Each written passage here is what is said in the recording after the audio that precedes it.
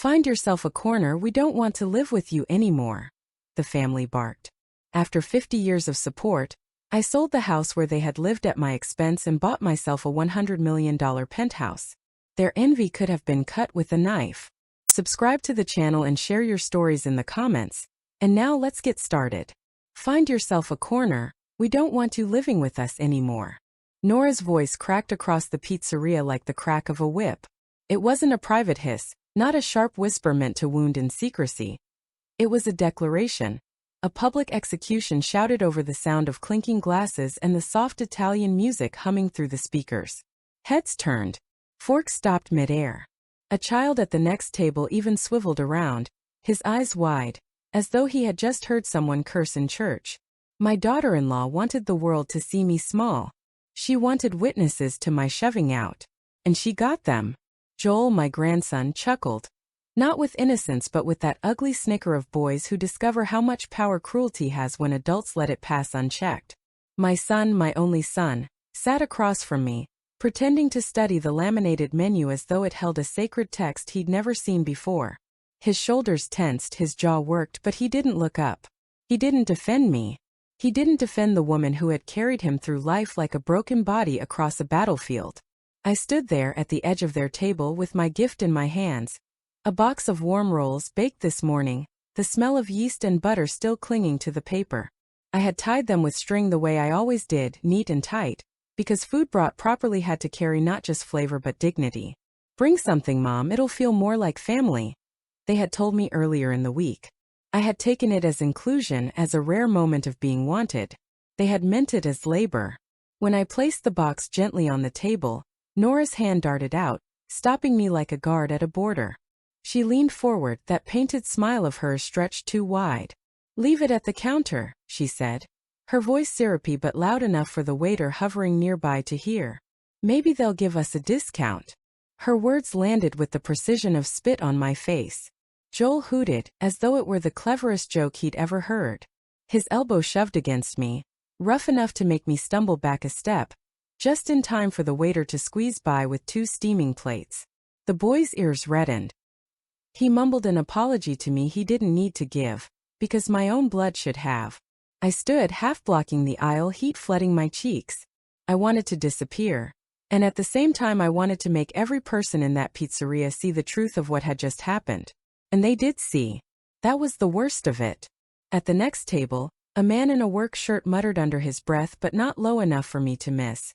Shameful to treat an elder like that. His wife shushed him quickly, embarrassed, but the words had already struck. They stung because they named it plain. I looked down at my hands. They were trembling slightly, not with age but with a fury I had kept corked for too long. The napkin dispenser sat within reach, so I pulled one out, folded it neatly, and dabbed my palms as if wiping away dirt, as if I could remove the imprint of their disdain.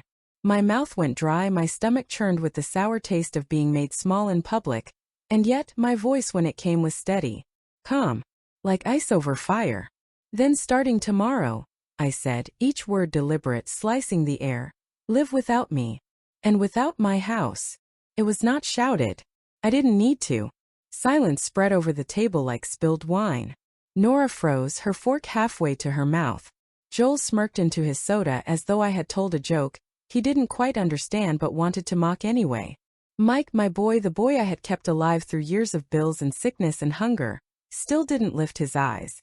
None of them understood that I had just drawn the final line. That everything they had depended on me for, everything they had taken for granted like oxygen, I had closed my fist around. I straightened my shoulders. My back ached as it always did after baking, but in that moment it felt like steel. The waiter passed again, awkward, avoiding my eyes. He wanted to help. I could feel it. But it wasn't his place to step into the theater of someone else's family cruelty. Families wear masks in public. Mine had just ripped mine off and smeared it across the floor. I looked at them all one by one. Nora with her 2 red lipsticks smudging the rim of her glass. A queen on a throne she hadn't built. Joel, phone in hand, already tapping, perhaps making me a punchline on some glowing screen.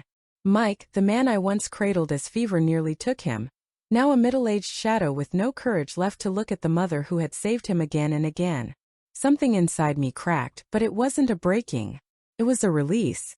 I tucked my empty hands against my skirt, forced my mouth into a small smile, and gave them the last words I would ever speak as their servant. Enjoy your dinner. Then I turned. The scrape of chairs, the clink of glasses, the murmur of strangers followed me as I walked to the door. Every step felt like a hammer blow against the decades I had carried them. Outside, the night air was sharp with the scent of rain on pavement. The neon sign of the pizzeria flickered, buzzing faintly, as though it too had grown weary. I stood on the sidewalk for a moment, clutching the cold strap of my purse. My knees shook. I wanted to cry, not for them but for myself, for the woman who had allowed herself to be dragged to this pitiful stage, who had believed that being useful was the same as being loved. But no tears came, just a stillness, a clarity. They thought they had pushed me into a corner. They didn't know that corners, when claimed, can be fortresses. That night, as I walked back to my car under the dripping awning, I knew everything had ended for them. And for me, everything finally was about to begin. They always said it would be temporary. Just until we get back on our feet, Mom. Only for a couple of months. Don't worry, we'll pay you back. 50 years of my life vanished into those promises. I was 20 when it began, barely more than a girl myself, but already carrying the weight of 3 households. My husband Lee had fallen sick. Lungs like paper, the doctors said, asthma that would only worsen. I took double shifts at the laundry, scrubbing until my fingers cracked, the smell of bleach clinging to my hair. At night, when others slept, I sewed under a weak lamp, the hum of the machine my lullaby. It wasn't just for Lee. It was for his father too, wheezing like a bellows in the next room, and for his mother, who had just come home from surgery. I cooked broth for them, wiped their foreheads, lifted them to the toilet when they couldn't walk. They called it help. I called it survival. When Mike was born, I thought perhaps the burden would lighten. Babies have a way of making people soften. But instead it grew. His friends, teenagers with empty wallets and hungry stomachs, started staying over just for hard times. I made extra sandwiches, folded extra blankets, as though my house were an inn no one paid for. When Lee died, 38 years old, the illness swallowing him while I held his hand, I thought grief would earn me rest. But death didn't close debts. I was left with the mortgage on the old house on Burton Street, a stack of bills, and a child who needed braces, school fees, food, clothes. Paid it all. Alone. I closed the mortgage dollar by dollar, shift by shift, until the house was mine. I paid off Lee's medical debts so his name wouldn't be dragged through court. I even bought insurance for my grandson when he was born decades later. Always temporary help. Always the promise. Just for a while, Mom. A while turned into decades. The house became a revolving door. Whenever someone was unemployed, sick, unlucky, or simply lazy, they came to me. And I never said no. I was the wallet, the taxi, the pharmacy, the breakfast service. When Mike got married, I bought their first furniture piece by piece. The sofa they fought on. The crib Joel slept in. The fridge Nora stocked with food I paid for. The receipts piled high in my drawer, silent witnesses to my devotion. And whenever I dared to hesitate, whenever I whispered that maybe I couldn't cover another bill, they looked at me as if I were betraying them. As if saying no was a crime against the sacred bond of family. This week, just days before the humiliation at the pizzeria, Nora snapped at me again. "Don't embarrass us by wearing slippers in front of the guests," she hissed, as though my comfort in my own home were shameful. Another time, "Keep your voice down, you talk too loud, it's awkward." Awkward. That was the word she used. Awkward that I existed. Awkward that the person who paid the light bill might want to sit in the living room. Awkward that the hands that scrubbed their plates, ironed their shirts, and kept their house standing dared to exist in plain sight.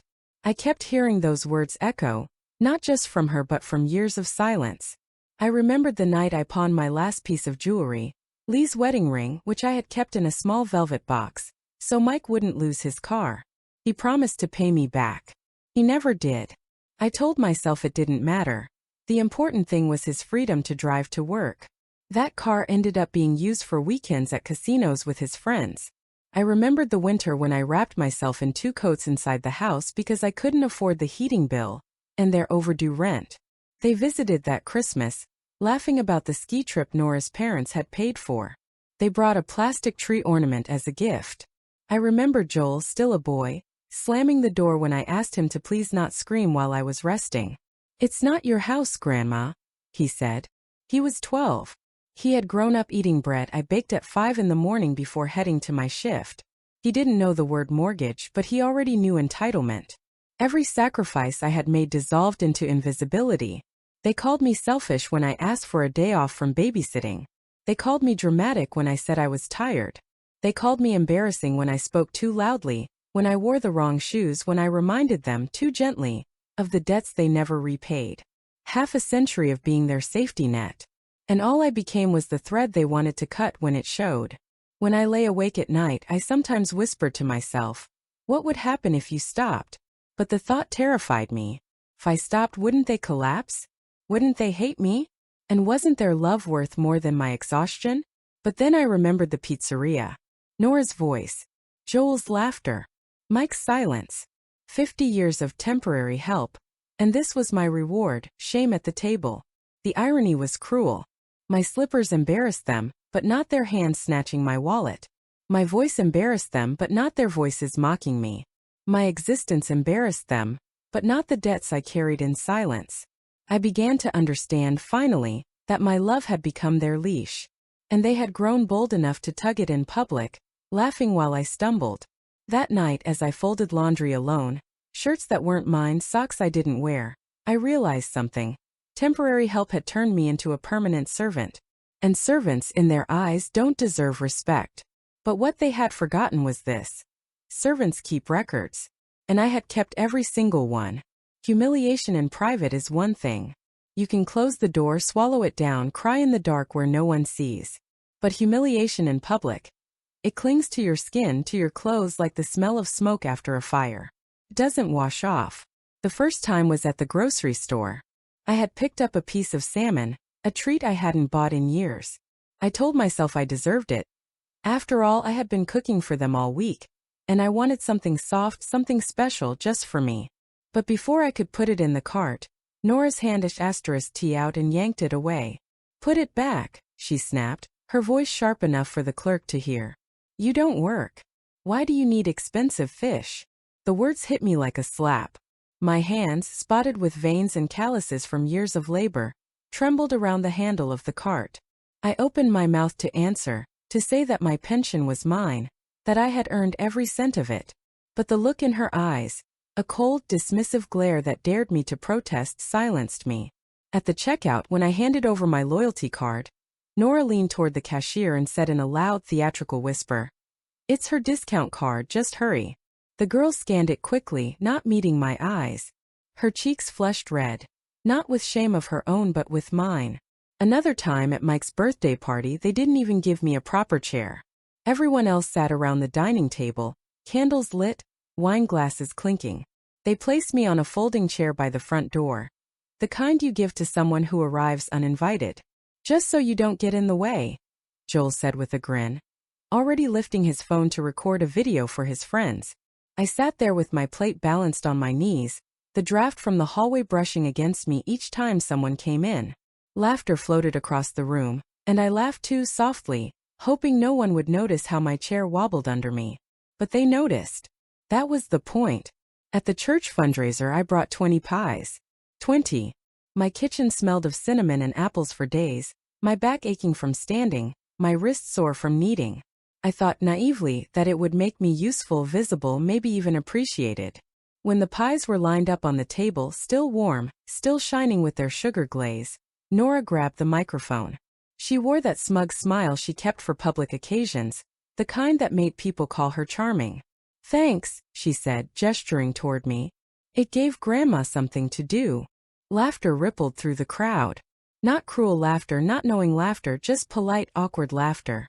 But it burned just the same.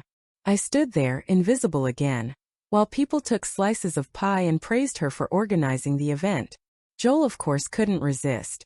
He filmed it all, adding a caption to his social media story. "When you save on catering." My pies, my labor, my humiliation, served on a digital platter for strangers to laugh at. Slowly, friends began to avoid me.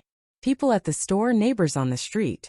They stopped greeting me, their eyes sliding away as if I carried some invisible disease.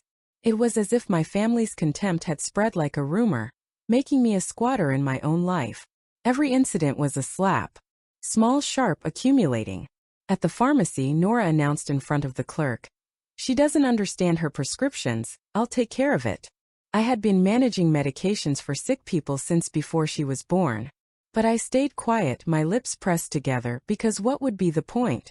At Joel's school event they sat me in the back row, whispering to each other that I talked too much, that I'd embarrass them if I asked a question. My grandson looked right at me from the stage and rolled his eyes. That small gesture, public, dismissive, cut deeper than anything Nora could say. And at restaurants always the same. Mom, don't order that, it's too expensive. Or, just water for her. As if my taste buds, my body, didn't deserve more than the cheapest item on the menu. Each time I swallowed it. Each time I told myself, it's not worth the fight. But the number grew. I kept count almost without meaning to. 3 humiliations. 7. 10. By summer 17. 17 times I was made small in public that year. 17 times I felt my cheeks burn while strangers looked away, while my son stayed silent, while my daughter-in-law polished her smile on my back. And 17 was enough. That night, after the 17th slap, I went into my room, closed the door, and opened the drawer of my desk. Inside was a folder I had kept hidden for years. Yellowed papers, receipts, canceled checks, notarized slips. Proof. Evidence of every bill I had paid, every loan I had covered, every sacrifice I had made. I spread them across the table like cards in a game of fate. Gas bills with my signature. Mortgages I had cleared. Car payments stamped paid. Insurance premiums, braces, tuition fees.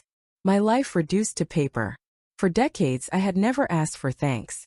But looking at those receipts I realized something. I had also never asked for permission. Every choice, every dollar I had given away freely. They had turned my generosity into chains. My fingers lingered on one receipt in particular, Joel's braces. Thousands of dollars I had paid so he could smile without shame. Now that smile twisted into a sneer whenever he mocked me. I felt no rage. No sorrow. Just clarity. For the first time in 50 years I didn't ask anyone what to do next. I didn't wait for approval. I didn't wonder if they would hate me. I began to plan. The slaps had awakened me. And now it was my turn to raise my hand. Not in violence but in power. I had always been meticulous. A pocket notebook in my purse, a box of receipts under my bed, an envelope of canceled checks in the drawer. Not because I expected gratitude, God knows I gave up on that decades ago, but because some stubborn part of me believed that if no one else remembered, at least paper would. That night, after the 17th humiliation, I spread it all out on the dining table. Years of ink, stamps, signatures. The smell of old paper filled the room. A scent sharper to me than any perfume Nora ever wore. There it was. The mortgage on Burton Street, paid in full 25 years ago. Receipts for Lee's medical bills, the ones I covered so hospitals wouldn't hound Mike after his father's death. Tuition checks for Joel's school, braces, dentist visits. Premiums for their health insurance. Even their gym memberships, because Nora had insisted appearances mattered.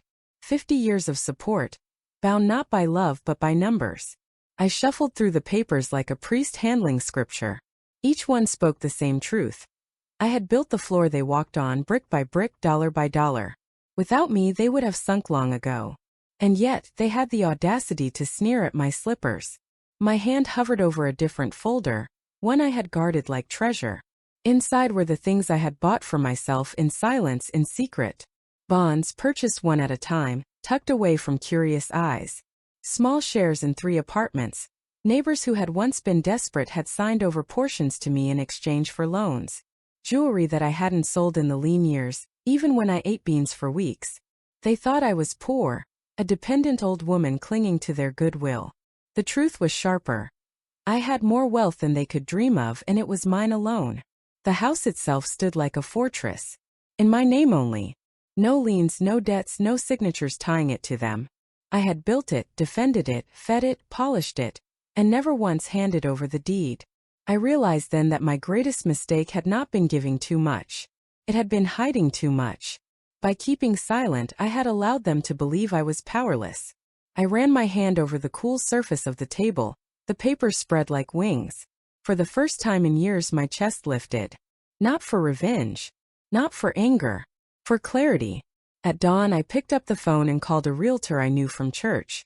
A man who had once asked me if I wanted to sell, back when the neighborhood started to climb in value.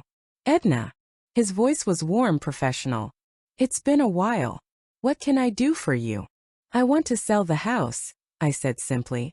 A pause. Then, Edna, the market's on fire right now. Your property. Large lot, mature trees, central location.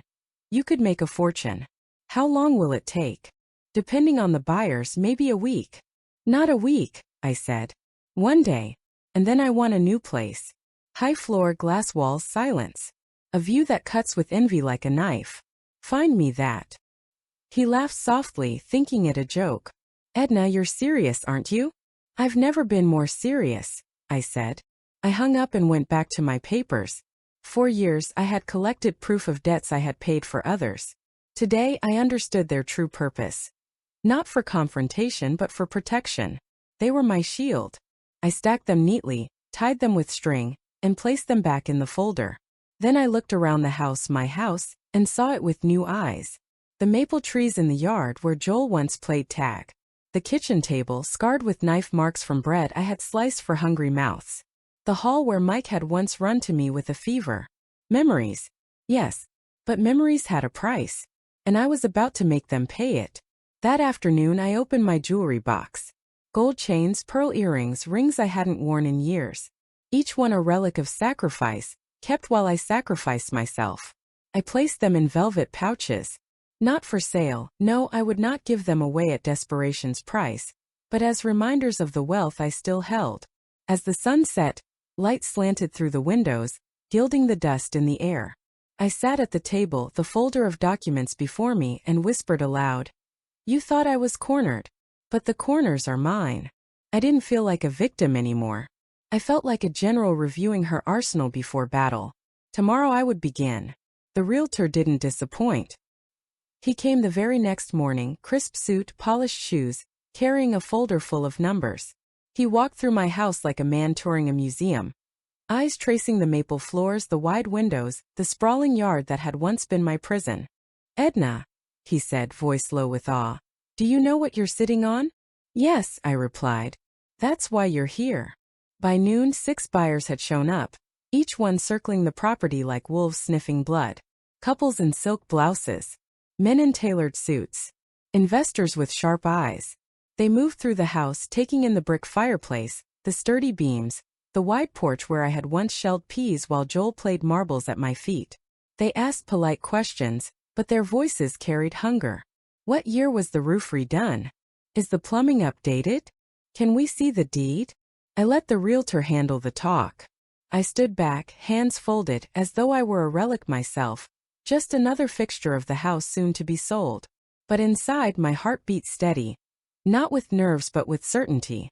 By evening the bids began. 2 fought the hardest, raising each other by millions, their voices tightening with competition. I watched from my chair in the corner, silent, remembering how Nora once told me to find myself a corner. Here I was in a corner, but this time with power. When the price soared past 90 million, I lifted my hand. Add 10 more, I said calmly. For memories. They blinked at me, surprised. For the maple trees in the yard, I explained, my voice even. For the kitchen where I baked thousands of rolls. For the porch where 3 generations ate summer watermelon. Memories aren't free. If you want them torn out, you'll pay. Silence followed. Then one of the buyers, a man with sharp cheekbones and sharper ambition, nodded. Done. At sunrise, the papers were signed. The land had tripled in value since I had bought it, and the final price settled at 100 million. The realtor's hand shook as he passed me the documents. Edna, this is a record-breaking sale. I nodded, my face calm, though inside I felt a strange, deep quiet. Not joy. Not triumph. Something colder, steadier. The satisfaction of a woman who had finally stopped begging for her own worth. By noon, I stood on the 48th floor of a glass tower on River Avenue. The penthouse stretched around me. Floor-to-ceiling windows framing the city like a painting, polished wood floors that gleamed like water. A terrace so high it felt like a throne. The realtor hovered, nervous. Are you sure, Edna? This place, it's 100 million. I wired the money already, I said. Now send the notices. He hesitated. Notices. I handed him 2 envelopes, heavy with documents. To these addresses. Deliver them notarized. He glanced at the names. Family. I met his eyes steady. Former family. He nodded, wisely saying nothing more. As he left, I walked through the silent rooms. White walls, echoing floors, the smell of new wood and fresh paint. No footsteps of ungrateful children. No raised voices telling me to sit in a corner. Only silence, my silence finally bought and paid for. I stepped onto the terrace. The city spread below, endless lights, endless roads, endless noise. But up here there was nothing but sky. I had not just bought height. I had bought the right to shut the door. The wind pressed against my face, cool and sharp. I closed my eyes, lifted my chin and breathed. This was the deal of a lifetime. Not because of the numbers on the contract. Not because of the luxury around me. But because it was the first deal I had ever made for myself. They came storming in like thieves. Tires screeched on the gravel, doors slammed, voices barked before they even reached the porch. I was sitting at the kitchen island of the penthouse, sipping tea when my phone vibrated. The doorman announcing that guests were demanding entry. I didn't have to ask who. By the time I returned to the old house with the realtor to collect the last of my things, they were already there.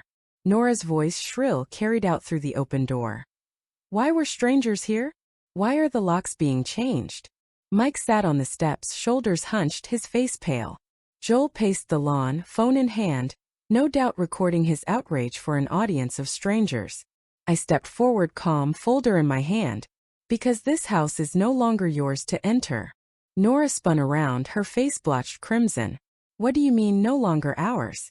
This is our home. No, I said, pulling out 3 sealed envelopes. This was my home. And I sold it. You have 12 hours to collect your things. Her mouth fell open, then snapped shut with a sharp click. She snatched the envelope from my hand, tore it open, skimmed the papers. The color drained from her face. You can't do this, she shrieked. You promised, you always promised. I pulled another folder from my bag and laid it on the step beside Mike. Receipts, bills, copies of checks. That was support, Nora. Not charity. And certainly not payment for insults. Mike looked down at the stack, his hands trembling as he turned over a gas bill with my signature, then a tuition receipt, then a health insurance premium. His lips parted, but no words came. Gym memberships, I added coldly. Vacations. Joel's braces. Your car loan. Your mortgage. 50 years of debts I paid for you. Nora's hand shook as she held the notice, her nails digging into the paper. You're abandoning us, she hissed. What kind of mother does this? The kind of mother who has finally remembered she is also a person, I said. Joel stopped pacing. Grandma, you can't. Where will we go? What about school? What about? Find a corner? I cut him off, my voice calm but final. The same corner you told me to find. The words landed heavy. Joel flushed red. His bravado crumbling into boyish panic. Neighbors had gathered on the sidewalk, phones raised, eyes wide. Whispers ran through the crowd like electricity. She sold it. She evicted them. After everything she did for them? For once the shame wasn't mine. Nora turned toward Mike, desperate. Say something. Stop her. But Mike only sat there, his hands resting on the folder of receipts. His face was ashen, his shoulders sagging. Finally, he lifted his eyes to mine. Mom, where do we go? I stared at him, the boy I had once rocked through fevers, the man who had sat silent while his wife ridiculed me. My heart twisted, but I kept my voice steady. That is no longer my responsibility. You wanted me gone. Now you have it. Freedom. The air grew heavy with silence. Nora's breathing came in ragged gasps, her chest heaving. She turned to the crowd, to the neighbors watching, and shouted, "This is abuse. She's abandoning her family in the street." But someone from the crowd, an older woman with silver hair, spoke louder. "Shameful is what you did to her. We've all seen it." The phones kept filming. The whispers kept spreading. For the first time, Nora's voice didn't drown mine out. I stepped back toward the car waiting for me. 12 hours, I repeated. After that, Whatever you leave becomes the buyer's problem. Mike dropped his head into his hands. Joel's phone slipped from his grasp, the screen cracking on the pavement. Nora screamed, a raw animal sound that scraped the evening air. But I didn't flinch. I walked away, not looking back, the keys to the penthouse heavy in my pocket. Behind me their world collapsed. Ahead of me mine began. By morning the storm had already moved online. Nora's Instagram, usually filled with curated sh*ts of brunch plates and new handbags, shifted overnight into a theater of tragedy. She filmed herself from the back seat of a car piled with boxes, her mascara smeared down her cheeks. She betrayed us, she sobbed to the camera. She threw us out with nothing. My son has no bed. We have nowhere to go. She clutched Joel to her chest as though he were still a toddler, not a teenager tall enough to mock me across restaurant tables. We gave her everything, she whined. And she abandoned us in the street. The comments came fast. Sympathy emojis, clapping hands, promises of prayers. For a moment it looked like she would win the crowd. But then a voice cut through the pity. Whose name was on the deed? It was a family lawyer. A man with thousands of followers. Another added, who paid the bills all these years? **TS began circulating. Neighbors had filmed the confrontation on my lawn. My calm voice, my stack of receipts, my words echoing. Find a corner. Side by side with Nora's shrieking face, the contrast was undeniable. By noon the narrative had shifted. Nora disabled comments on her posts. Joel deleted his story about saving on catering. Even Mike stayed silent, his profile blank. But the noise outside didn't matter. What mattered was the silence inside. That evening I stood on the terrace of the penthouse. 48 floors above the city, the skyline stretched beneath me. Towers of glass catching the last red of the sun. Cars below like sparks moving through veins of asphalt. Up here there was no shouting, no laughter at my expense, no slammed doors or folded chairs by drafty hallways. Just air. I brewed myself a pot of tea, carried it carefully to the terrace, and set a single roll on a plate. One of mine, warm from the oven I had tested in my new kitchen. For decades I had baked dozens at a time, trays lined for children and grandchildren who never said thank you. Now there was just one roll. For me. The taste was richer than any banquet I had ever prepared for them. The television hummed from the living room, news anchors speaking my name as if it belonged to a stranger. Record-breaking sale on Burton Street. 70-year-old homeowner sells family property for over $100 million. A photo of me, taken without my knowledge at the signing, flashed on the screen. My face calm, my signature steady. They called it the deal of the year. But I knew the real news wasn't numbers. It was that a woman had stopped asking permission to live. At night the city lit up, a carpet of gold beneath my windows. I lay in bed, white sheets cool against my skin, and for the first time in years I didn't hear the sound of other people's needs banging against my door. No requests for money. No demands for errands. No mocking laughter when I asked for a small kindness. Silence has a sound, I learned. It's the sound of envy fading into distance. Yet envy still reached me. It had a way of seeping through walls. Nora's voice returned not through my door but through whispers. A neighbor repeating her sob story at the market. A stranger in the elevator scrolling through her weeping face online. Poor family, they said. But when they looked at me, steady, upright, stepping out onto marble floors, they fell silent. They didn't know whether to pity me or envy me. I preferred the envy. One evening I overheard two women in the lobby whispering. That's her, one said. The grandmother with the penthouse. Threw them all out. The other gasped. Imagine. After 50 years of sacrifice she just cut them off. Their voices carried judgment, but also a tremor of awe. Because the truth was clear. I had done what most never dare. I had said no. The skyline outside my windows became my companion. I watched the city breathe, neon and steel, and each night I realized something new. I wasn't lonely. I was alone, yes. But loneliness had always been my shadow, even in a crowded house. Up here aloneness was clean, liberating. Nora's envy screamed from her silence. Joel's envy glimmered in his deleted posts. Even Mike's eyes, when he came to see me later, held the weight of envy, not just for the view, but for the freedom he could never grasp because he had handed it over long ago. Envy you could hear, envy you could see. I poured myself another cup of tea, the steam rising in the cool air, and whispered aloud, "This silence is mine." For the first time it answered back. The knock came on a Sunday. Not the pounding, furious fists Nora used, nor the impatient hammering Joel favored when he wanted money for some new gadget. This was softer, deliberate. 3 even taps, as though the visitor was rehearsing humility. I opened the penthouse door and found my son standing there. Alone. Mike's shoulders seemed smaller than I remembered. His eyes rimmed with sleeplessness. He held no camera. No phone recording for Nora's followers. He had come stripped of his audience, stripped even of his wife. "Mom," he said quietly, "can we talk?" I stepped aside, gestured him in. He walked slowly across the wide living room, his shoes squeaking faintly against the polished wood.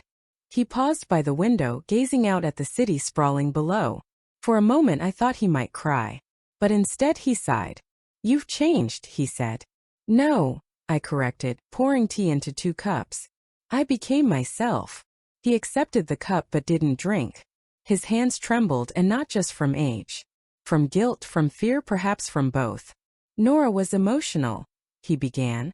"She said things she shouldn't have. Joel too. We were wrong. We shouldn't have embarrassed you like that." I studied his face. The lines etched there weren't just age. They were years of cowardice, years of silence while others spoke cruelty for him. "Wrong?" I asked. "That word is too small. You let them strip me of dignity in public. Again and again. And you said nothing." He flinched. I didn't know how to stop it. "You didn't try," I replied. The silence stretched. He sipped his tea finally, grimacing at the bitterness. "Mom," he said after a long pause, "Nora won't agree with this, but I don't care. I miss Sunday tea. I miss you." I slid a paper across the table. 3 points typed neatly, each word measured like a blade. 1. A public apology.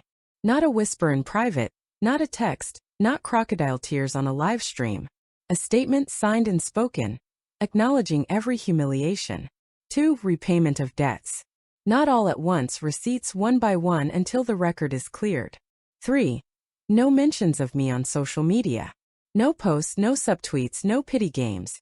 My life is not their content. He read slowly, lips moving over each line. When he finished, he lowered his eyes. "Nora will never agree." "Then tea is cancelled," I said. My voice wasn't raised. Didn't need to be. He rubbed his forehead, the way Lee used to when bills piled too high. "You're so firm now," he whispered. Firm. I allowed myself a bitter smile. For 50 years I was soft. Softer than bread dough, softer than a pillow under your head. You pressed into me until there was nothing left. Now I'm steel. He looked out at the skyline again, the glass towers catching the afternoon light. "It's beautiful up here," he murmured. "It could have been yours," I said. "Without pain. Without shame. All you had to do was respect me. Instead you chose pain for me. Now I choose peace for me." He swallowed hard, eyes glistening. "Do you still love me, Mom?" My chest tightened. The answer was complicated, jagged. I thought of the boy who once slipped his hand into mine during thunderstorms, who begged me not to leave his bedside when he was sick. That boy still lived somewhere inside this man. But love could not erase 50 years of being used. "I love you," I said slowly, "but I will not carry you anymore." His shoulders slumped, but he nodded. He understood. Alas, perhaps he understood. When he left, the door closed gently, not slammed. I stood alone in the wide silence of my penthouse, the skyline glowing in the evening light. My hands shook faintly around the empty teacup, trying to put the leash back. That's what this visit had been. A soft tug, a plea for the return of the woman who never said no. But that woman was gone. I had cut the leash, and I would never wear it again. For months after the eviction, I walked through my penthouse rooms like a woman reborn.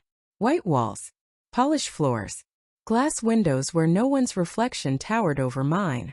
But silence, though sweet, can become heavy if it has no echo. One morning, as I kneaded dough out of habit, I realized my hands were searching for purpose. I had baked for others all my life, birthday cakes for Mike, cinnamon rolls for Joel, loaves stacked high whenever Nora wanted to impress her guests. My labor had always disappeared into mouths that barely said thank you. But the work itself, the rhythm of flour and water, yeast and patience still belonged to me. So I rented a small corner space on the ground floor of the very tower where I now lived. It was glass-fronted, no bigger than a living room, but it smelled of promise the moment I stepped inside. I painted the sign myself, each brushstroke steady. Edna's Rolls. For those who are grateful. The first customers were construction workers from the site next door. They came in with dust on their boots, hunger in their eyes. I served them hot rolls straight from the oven, butter melting into the golden crust. They ate standing up, nodding, murmuring, "Ma'am, these are the best I've had." Gratitude. Real gratitude. The kind that costs nothing but means everything. Word spread. Office staff from the tower began stopping by for coffee and sweetbread before heading upstairs. Then neighbors came, curious about the smell that drifted into the street each morning. Soon the little bakery was full, laughter and chatter bouncing off the walls, the bell on the door ringing from dawn till noon. I hired 2 women my age, Ruth and May. Both widows, both like me, women who had given decades to families that barely looked back. We baked side by side, our hands sure, our hearts lighter. Sometimes we laughed until tears rolled down our cheeks. Sometimes we sat in companionable silence, the ovens humming like old friends. Silence wasn't humiliation anymore. It was rest. I set up a scholarship fund with part of the bakery's profit. Not for lawyers or engineers, there are plenty of those, but for girls who wanted trades. Sewing, baking, carpentry. SK asteriskles of the hand. SK asteriskles that feed and clothe and build. SK asteriskles I knew the world underestimated, just as it had underestimated me. Soon I was no longer the grandmother with the penthouse. People called me the woman at the bakery on the corner. Children pressed their noses to the glass to watch the dough rise. Businessmen paused their hurried calls to buy a loaf for dinner. A bus driver stopped once a week for pies to share with his route. I had never been someone's destination before. I had always been the background, the support, the invisible scaffolding of other people's lives. Now my name glowed on the glass, my work warm in strangers' hands. Sometimes, while dusting flour off my apron, I would think of Nora sneering. It gave Grandma something to do. She had meant it as mockery. Now it was prophecy. My work was mine to do, and it was enough. On quiet afternoons, I would carry a basket of rolls up to the penthouse terrace. I'd sit with Ruth and May, the city stretching below us, and we'd break bread like queens. No shouting, no demands, no insults. Just bread, laughter, and the wind. Once a reporter came, notebook in hand. He wanted to write about the grandmother who sold her house for millions and opened a bakery instead of retiring. Why not just enjoy the money? He asked. I smiled, wiping my hands on my apron. Because I've fed others all my life. Now I feed myself. And this time they pay me with respect. He wrote it down, his pen scratching quickly, but I don't think he understood. Respect cannot be bought with millions.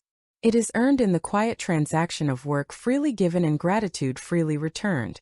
My rolls became famous enough that a hotel downtown offered me a contract. I refused. I didn't want chains or factories. I wanted faces, conversations, the daily rhythm of ordinary people finding joy in simple bread. Each night as I locked the bakery door, I felt a satisfaction deeper than wealth. The ovens cooled, the counters gleamed, and my hands, old, veined, strong, still smelled of flour. I was no longer a shadow at the family table. I was a point of light on the city map. I knew they wouldn't stay quiet. People like Nora never surrender. They regroup, sharpen their claws, and return with lawyers. The first notice came folded in a stiff white envelope, delivered by courier. A lawsuit. Emotional damages, it claimed. My reckless abandonment had caused them suffering, trauma, financial instability. They demanded compensation. The irony almost made me laugh. They had drained me for 50 years, and now they wanted to sue me for cutting the cord. My lawyer, a calm man with silver hair, skimmed the documents and raised an eyebrow. Mrs. Stone, the deed is clear. Every receipt is documented. You are untouchable. Still, the case went to court. I walked into the courtroom wearing a plain black dress, the kind I'd worn to Lee's funeral decades ago. Simple, unadorned, respectful.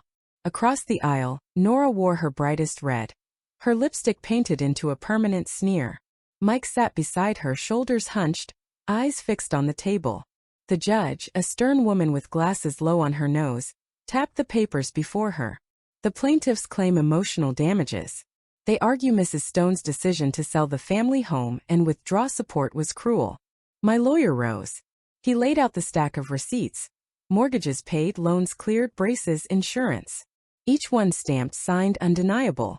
For half a century, he said, Mrs. Stone has been their financial backbone. What they call cruelty is simply independence. The first she has allowed herself in 50 years.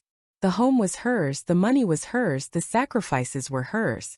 The plaintiff's suffering is not from abandonment, but from entitlement denied. The judge flipped through the documents, her lips tightening. The property was in her sole name? Yes, Your Honor. All debts paid by her hand? Yes, Your Honor. Case dismissed, she said, her gavel striking like thunder. Nora's mouth fell open. She scrambled to her feet.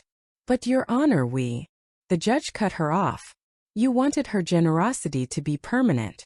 The law does not enforce ingratitude. Case dismissed. The sound echoed through the courtroom.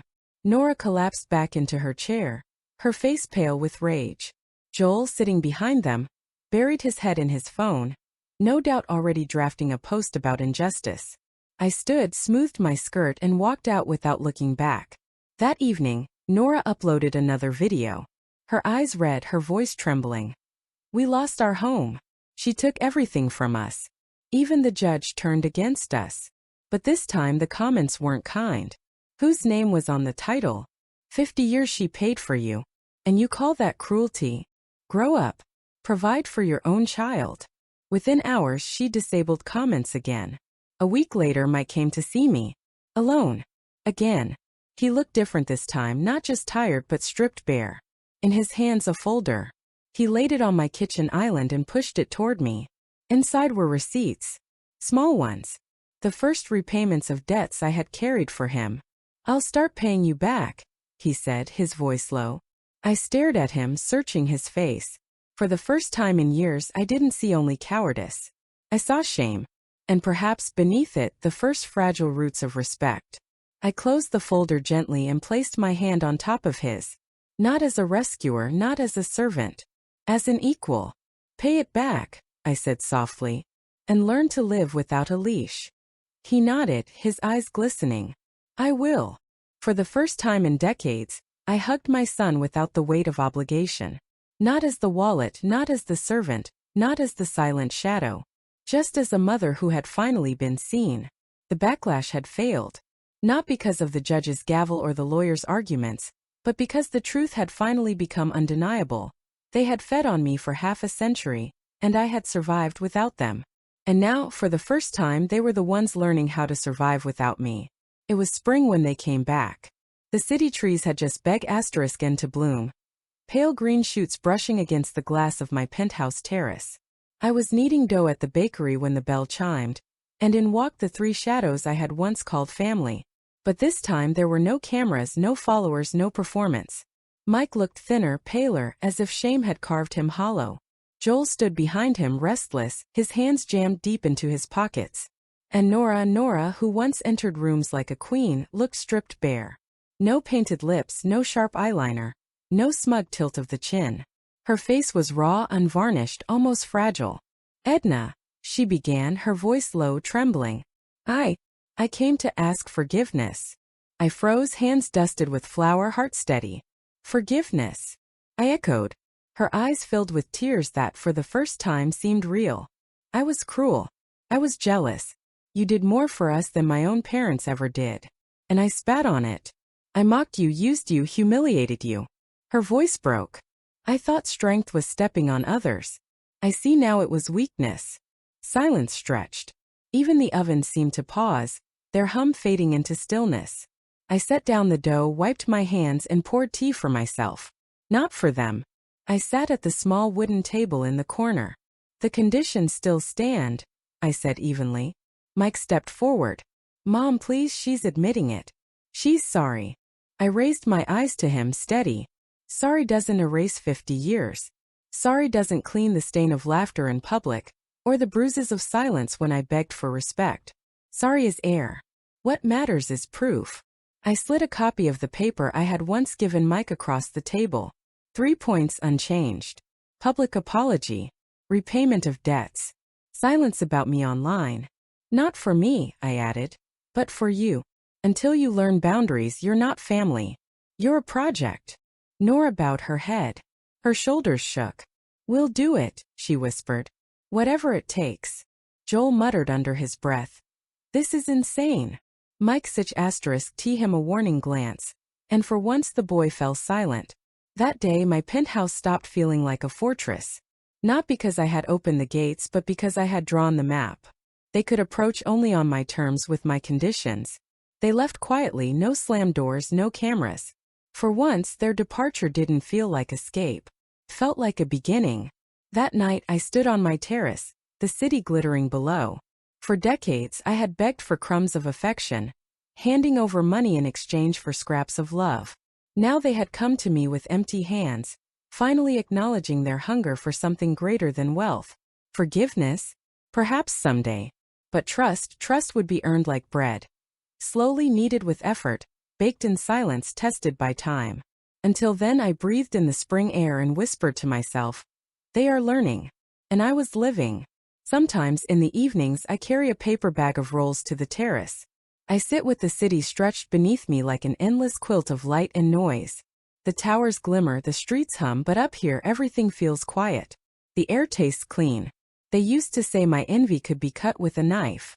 Nora sneering across tables, whispering to neighbors, she's jealous of us. Jealous of our youth, our family, our life. Maybe I was once. Maybe in the silence of late nights, as I watched them take and take, a bitterness gnawed at me. But envy wasn't what hardened me. It was clarity. I didn't learn to cut. I learned to breathe. I think of the house I sold, the one they thought they owned, the one they treated like a stage for my humiliation. Every corner, every wall carried my fingerprints. I baked bread there until my back ached. I sat at the table counting bills under dim light while they slept easy in rooms I kept warm. I pawned my wedding ring so my son wouldn't lose his car. That house was my sacrifice made brick. And in the end I sold it, not out of spite but out of justice. I traded walls that had trapped me for windows that opened to the horizon. I sold the silence of being ignored for the silence of peace. Sometimes I walk through the bakery downstairs after closing. I run my hands over the counters, smell the ghost of flour in the air. This is my second life, made by my own hands. Customers know me as the woman who bakes rolls with a smile, not as the shadow of a family who mocked her. Ruth and May joke with me while cleaning up. They call us the Sisters of Dough. We laugh, we wipe the ovens, and we lock the door together. At night I go upstairs, pour tea, and feel my chest loosen. Do I regret? Yes and no. I regret the decades I gave away for nothing. I regret the moments I stayed silent when I should have spoken. I regret every time I swallowed my dignity for the illusion of love. But I do not regret the ending. Because endings can be chosen. I sold the house they drained me in, and I bought height they will never reach. I became someone they can no longer order into a corner. And in doing so, I became myself again. I did not become bitter. I became grown. Now when people stop me on the street, some whisper, that's her, the woman who threw her family out. Others say, that's the grandmother with the penthouse. I let them say what they like. They don't know the truth. The truth is that I am simply a woman who stopped asking permission to exist. If life gives you a second chance, take it. Not for revenge. Not even for justice. But to put your own name on your own door. And if one day someone at the table tells you, find yourself a corner, smile. Because corners can be panoramic.